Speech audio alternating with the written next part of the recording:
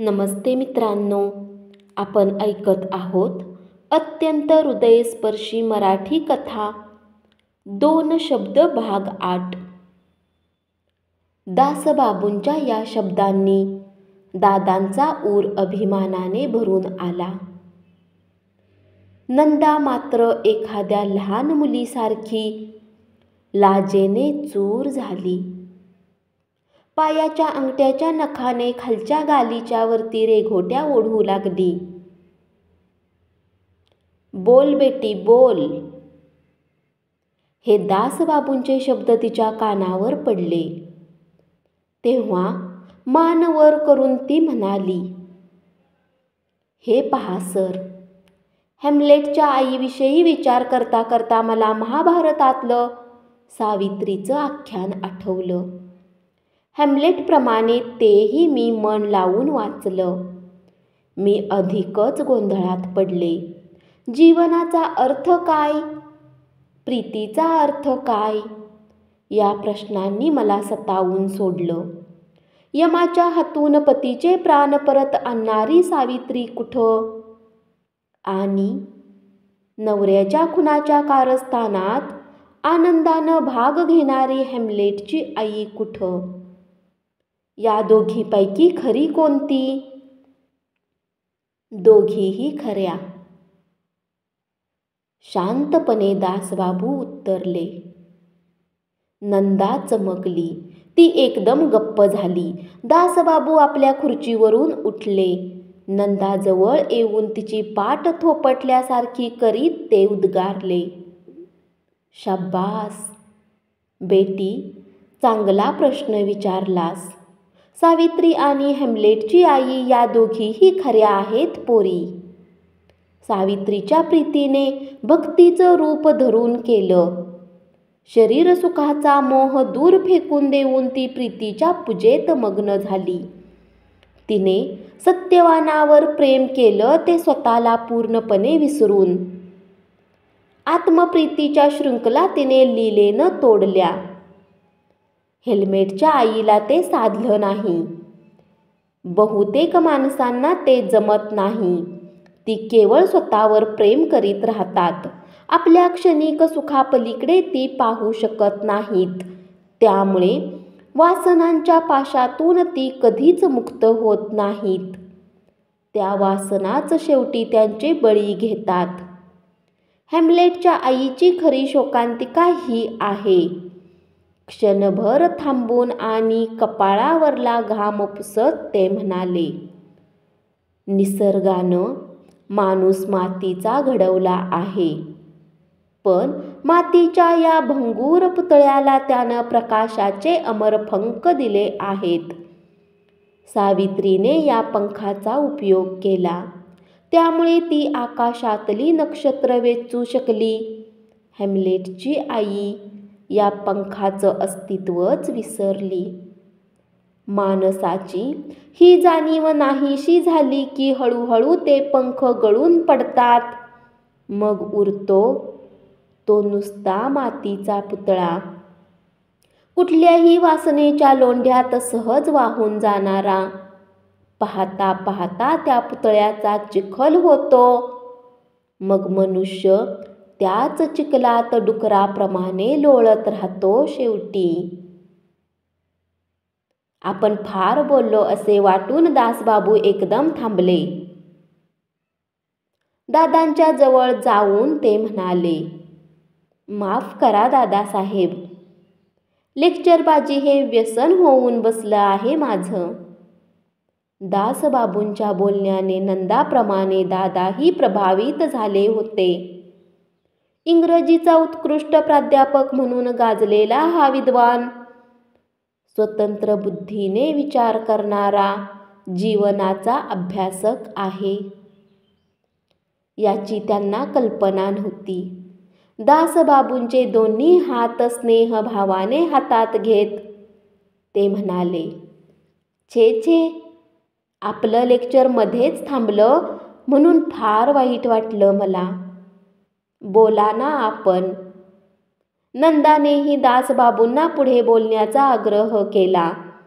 दासबाबू आराम खुर्चीत बसत म्हणाले, अलकनंदा, एक गोष्ट कधीही विसरू नकोस. विरोधाभास अलंकाराचे अतिशय उत्कृष्ट उदाहरण कोणतं असं जर मला कुणी विचारलं तर मी चटकन उत्तर देईन, मनुष्य. माणसाच्या मनात जशी आसक्ती आहे तशीच उदात्त विरक्तीही आहे बेटी. मनुष्य एकरंगी नाही. त्याचा खरा संघर्ष ईश्वराशी नाही, समाजाशीही नाही, तो स्वतःशीच आहे. प्रीतीचा अर्थ काय असं तू मगाशी म्हणालीस. बोलता बोलता ते खुर्चीवरून उठले. टेबलालगतच्या भिंतीवर सुंदर चौकटीत बसवलेले एक मोठे चित्र दिसत होते. ते त्यांनी हळूच खाली काढले. नंदाला ते दाखवीत दासबाबू म्हणाले, या चित्रातल्या वेलीवर नाना रंगाची फुले उमलली आहेत. प्रीती ही या वेली सारखीच आहे बाळ. प्रीती म्हणजे केवळ यौवनाच्या प्रेरणेतून उद्भवणारी वासना नव्हे. त्या वासनेची किंमत मी कमी मानत नाही. साऱ्या संसाराचा आधार आहे ती. पण या वासनेला जेव्हा खोल भावनेची जोड मिळते तेव्हाच प्रीती ही अमृतवेल होते. मग या वेलीवर करुणा उमलते, मैत्री फुलते. मनुष्य जेव्हा जेव्हा आत्मप्रेमाचे कवच फोडून बाहेरच्या विश्वाशी एकरूप होतो तेव्हा तेव्हा प्रीतीचा खरा अर्थ त्याला जाणवतो. या बाहेरच्या विश्वात रौद्र रौम्य निसर्ग आहे. साहित्यापासून संगीतापर्यंतच्या कला आहेत आणि महारोग्याच्या सेवेपासून विज्ञानातल्या संशोधनापर्यंतची आत्म्याची तीर्थक्षेत्र आहेत. ते क्षणभर थांबले. मग शांतपणाने म्हणाले, पण हीच प्रीती नुसती आत्मकेंद्रित झाली. आत्मपुंजेशिवाय तिला दुसरं काही सुचेनासं झालं म्हणजे मनुष्य केवळ इतरांचा शत्रू होत नाही, तो स्वतःचाही वैरी बनतो. म्हणजे मग या वेलीवर विषारी फुलांचे झुपके लटकू लागतात. चित्र दादासाहेबांच्या हातात देऊन दासबाबू आपल्या खुर्चीत येऊन बसले.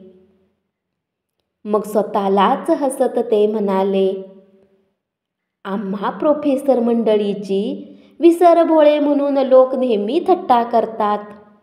दादासाहेब, ती थट्टा काही खोटी नाही.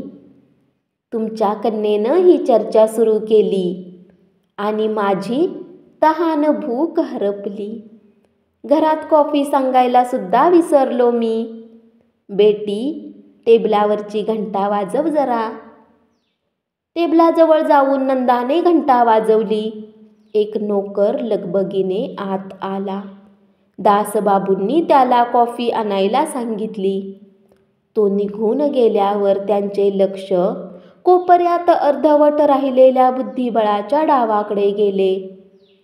ते नंदाकडे वळून म्हणाले, अलकनंदा, मगाशी मी जे बोलत होतो ते अर्धवट राहिलं. इकडे ये बेटा. नंदा उठली आणि दासबाबूंच्या बरोबर कोपऱ्यात जाऊन उभी राहिली. दादा कुतूहलाने त्या दोघांकडे पाहू लागले. दासबाबू नंदाला म्हणाले, नीट पहा या पटाकडे. माणसाच्या हृदयात जो नंदादीप तेवत असतो त्याच्या प्रकाशात पहा. पटाच्या या बाजूला बसली आहे ती सती सावित्री. दुसऱ्या बाजूला बसली आहे ती हॅम्लेटची आई. एक कुलटा. अनादी कालापासून हा खेळ चालला आहे. अनंत काळ तो चालणार आहे. ही दोन्ही मनुष्याचीच प्रतीक आहेत. पहिलं आहे एका उत्तुंग आदर्शाचं, दुसरं आहे अधोगतीची परिसीमा गाठलेल्या वास्तवाचं. प्रत्येक मानवी जीव या दोन टोकामध्ये नेहमी घुटमळत असतो. नोकर कॉफीचा ट्रे घेऊन आत आला. ती पायीवर त्याने तो ठेवला. दासबाबू हसत म्हणाले, ही घटपटादी खटपट बस झाली. चला कॉफीच्या पेल्यात हे सारे शब्दांचे बुडबुडे आपण बुडवून टाकूया. नंदाने 2 पेल्यात कॉफी ओतून दादा व दासबाबूंना दिले. मग आपला पेला घेऊन ती खुर्चीत बसली. कॉफीचा वास दासबाबूंना फार आवडे. एखाद्या सोनचाफ्याच्या फुलाचा वास घ्यावा तसा त्यांनी आपल्या पेल्यातल्या वाफेचा वास घेतला. मग 3-4 उणउणीत घोट घेऊन ते म्हणाले, बेटी, माझं हे शब्दांचं दारू काम विसरून जा. पण एक गोष्ट मात्र काळजावर कोरून ठेव. जीवनाचा अर्थ जे जगूनच कळतो. निरपेक्ष प्रेम केल्यानंतर प्रीतीचा अर्थ समजतो. अंतरीच्या ओढीने जो दुसऱ्यानं दुःख वाटून घेईल त्यालाच प्रीती हा मानवाच्या शापित जीवनाला देवाने दिलेला एकुलता एक वर आहे याची प्रचिती येईल. नदीला आलेल्या पुराची शोभा पाहत एखाद्या चित्रकाराने काठावर पुतळ्यासारखे उभे राहावे. तशी दासबाबूंचे बोलणे ऐकताना दादांची स्थिती झाली होती.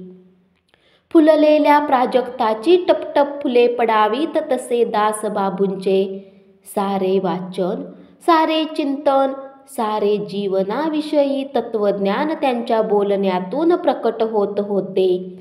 त्यामुळे त्यांचे मराठी शब्दांचे बंगाली वळणाचे उच्चार दादांना कुठेच खटकले नाहीत. दासबाबूंचे बोलणे ऐकता ऐकता नंदाच्या मनस्थितीची आठवण होऊन दादा म्हणाले, माणसानं बाहेरच्या जगाशी एकरूप व्हायला हवं. हे तुमचं म्हणणं अगदी खरं आहे दासबाबू. PhD करण्याआधी नंदाने वर्ष 6 महिने बाहेरचं जग मनसोक्त पाहावं असं फार फार वाटतंय मला. तुझी जायची तयारी आहे बेटी? एकदम काहीतरी आठवल्यासारखे करीत दासबाबूंनी विचारले. दादांच्याकडे वळून खो खो हसत दासबाबू म्हणाले, पाहिलं दादासाहेब, आमच्या या मुली कुठे, केव्हा, कुणाबरोबर या प्रश्नांच्या चक्रव्यूहात कायमच्या अडकलेल्या. पाश्चात्य मुलगी अशी नाही. जगाच्या पाठीवर कुठेही जायला तयार होईल ती. अगदी एकटी, केवळ नव्या नव्या अनुभवांच्या आनंदासाठी. दासबाबूंचे बोलणे हे एक प्रकारचे आव्हान होते. नंदा एकदम उसळून उत्तरली, सर, मी तयार आहे जायला, कुठेही. धन्यवाद. अशीच पुढची कथा ऐकत रहा आणि चॅनलला जरूर सबस्क्राईब करा.